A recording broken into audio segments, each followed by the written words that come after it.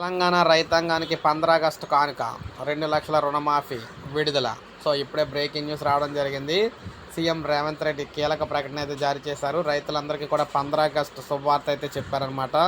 So మీరు చూసుకోవచ్చు, 15 August లోపు రుణమాఫీ, ఏకకాలంలో 2 లక్షలు రద్దు చేసే బాధ్యత నాది.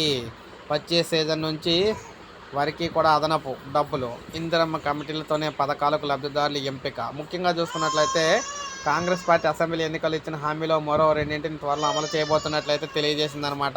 ఆగస్టు 15 తేదీలోపు రైతులకు 2 లక్షల రుణమాఫీ చేస్తామని, సో వరి ధాన్యానికి కూడా బోనస్ 500 ప్రకటిస్తామని సో సీఎం రేవంత్ రెడ్డి గారు డైరెక్ట్గా చెప్పడం అయితే జరిగింది. రాష్ట్రంలోని 69 లక్షల మంది రైతాంగానికి సో దీనికి సంబంధించిన రుణమాఫీ అయితే చేయాలన్నమాట. సో వారందరికీ కూడా ఆగస్టు 15వ తారీఖు లోపు 2 లక్షల రుణమాఫీ అయితే చేయబోతున్నాం అని చెప్పేసి సంచలన ప్రకటన అయితే విడుదల చేశారు. ఇప్పుడే మనకు అప్డేట్ అయితే వచ్చింది.